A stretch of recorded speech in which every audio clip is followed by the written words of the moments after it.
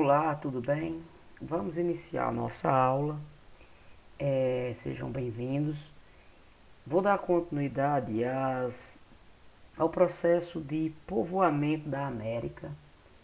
Agora vou focar um pouco para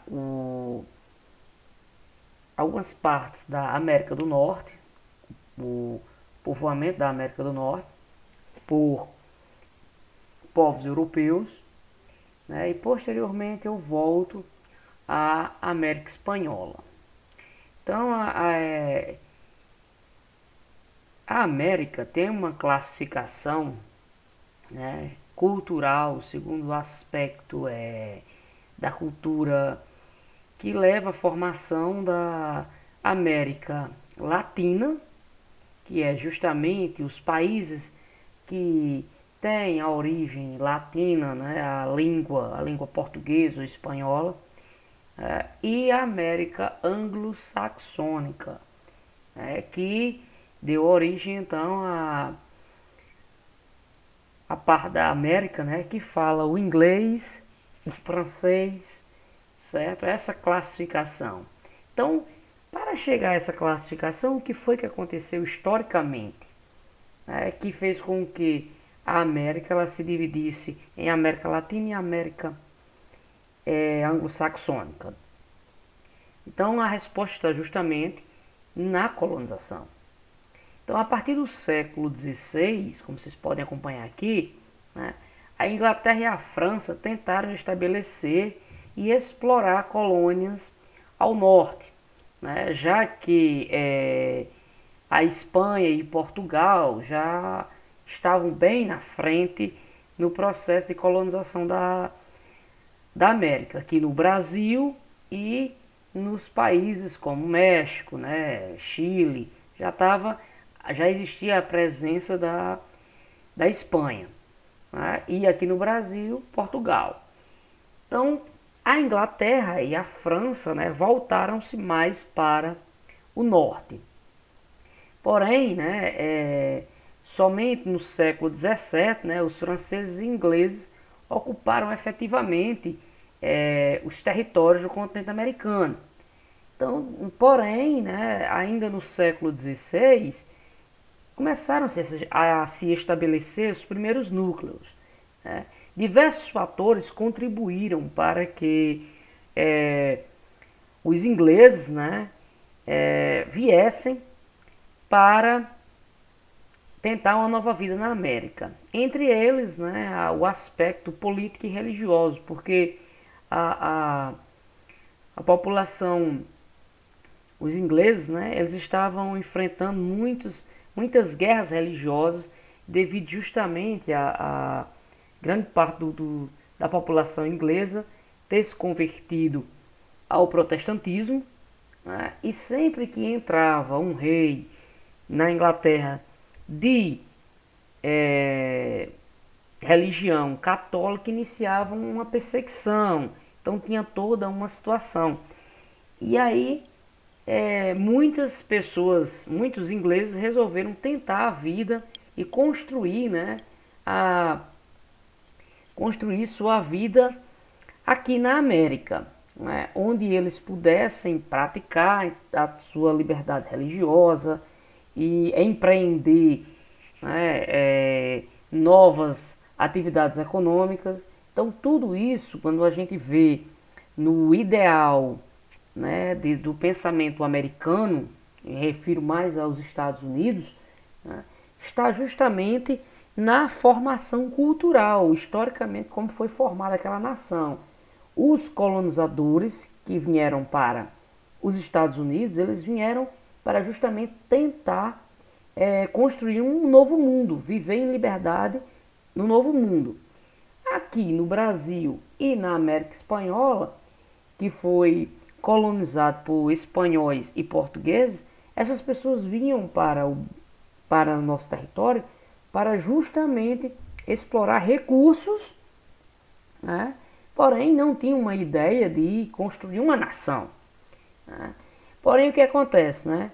Quando os ingleses, voltando aqui para a América do Norte, né, quando os ingleses desembarcaram no continente, né, o continente americano encontrava-se povoado, já existia também tribos, né, como os Cherokees, os Sioux, né, que justamente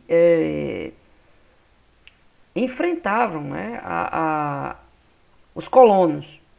Então aconteceram vários, ao longo da história dos Estados Unidos, né, vários conflitos que levou praticamente a população indígena a ser dizimada. Né? Esse fenômeno historicamente ficou conhecido até como a Marcha para o Oeste, porque os Estados Unidos teve início a partir das 13 colônias. E aí, a partir daquelas 13 colônias, o povoamento foi se estendendo mais para o oeste. No oeste era onde justamente tinha a maior parte das tribos indígenas. Mas, além dos Estados Unidos, né, também nós podemos falar do Canadá. Vamos ver aqui. Então, depois de conquistar territórios na América do Norte e nas Antilhas, comerciantes das cidades, né, de Londres, né, Plymouth, na Inglaterra, conseguiram a autorização do governo inglês para a criação de duas companhias de comércio para administrar a colonização inglesa na América do Norte. Essas companhias deviam atrair imigrantes para a América, facilitando a aquisição de terras e financiando a viagem desses colonos. Então aqui você tem uma imagem, né, justamente desses colonos chegando à América, né, e construindo suas primeiras casas, porque justamente eles visavam povoar a região. E observe bem que aconteceu aí uma busca também de atividade comercial, né, na região. Pois bem, já os franceses, né, eles também estabeleceram núcleos de povoamento na América do Norte, mais precisamente no território que hoje corresponde ao Canadá. Então, a colonização francesa foi empreendida pelas companhias de comércio organizadas por particulares, sem apoio do governo francês. A colonização, então, já no território que hoje corresponde ao Canadá, foi uma iniciativa comercial sem muita presença do Estado francês, do rei, né, com toda a sua autoridade conduzindo o processo. Não, foi justamente por meio de práticas comerciais. E que práticas comerciais eram essas que despertavam o interesse dos franceses? Então, se vocês analisarem historicamente, a França ela tem uma atividade comercial muito ligada à indústria da beleza, né, que explora produtos, né, perfumes, casacos de pele. Né, isso faz parte da cultura francesa, inclusive um padrão, né, de consumo dos franceses é nesse tipo de produto. Né. E aí, o território do Canadá tinha muitos recursos, né, principalmente para animais, né, animais para serem explorados, né, e ser utilizado a sua pele na confecção de produtos. Então aqui, olha, produtos como animais como castores, cervos, né, eram extremamente valorizados porque da pele, né, desses animais, do pelo desses animais, eram confeccionados muitos casacos, que era extremamente valorizado no comércio europeu. E os franceses lideravam esse tipo de produto. Né? Então os franceses também tiveram que enfrentar a resistência indígena, com certeza, assim como os ingleses. Né?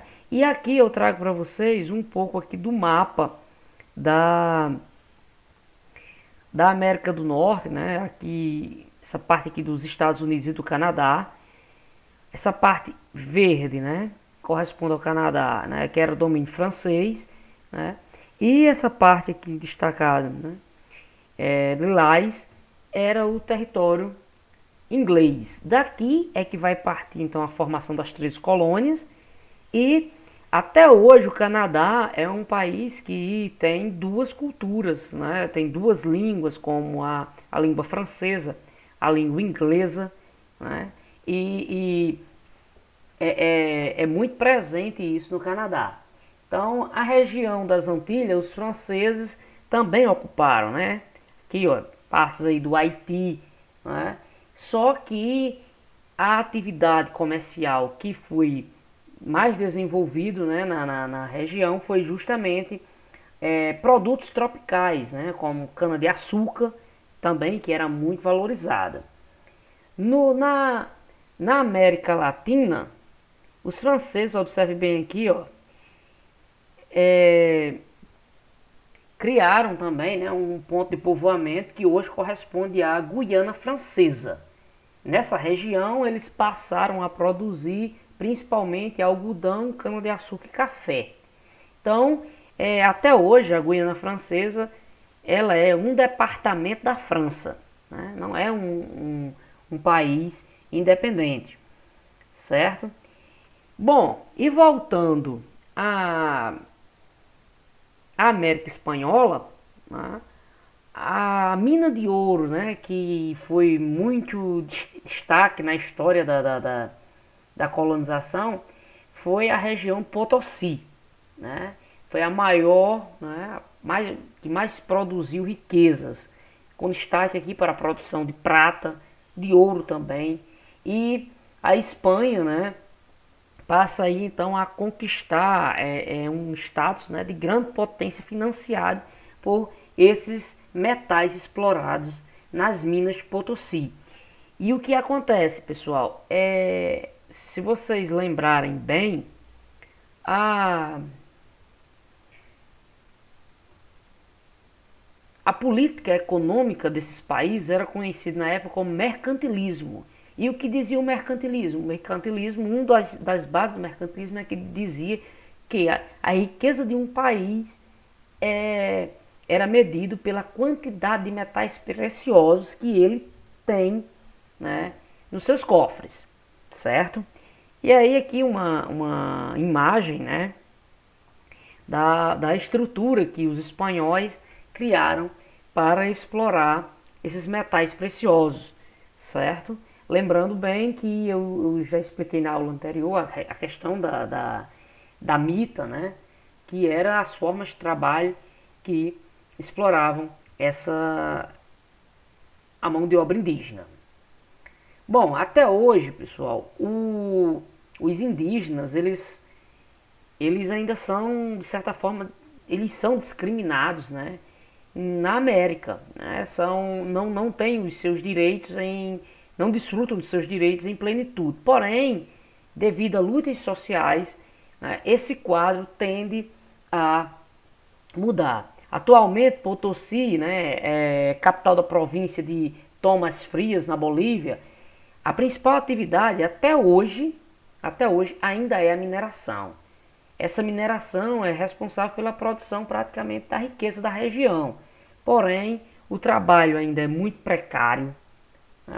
Muitas pessoas morrem devido justamente a problemas com a intoxicação, né? Devido muito tempo os mineradores serem expostos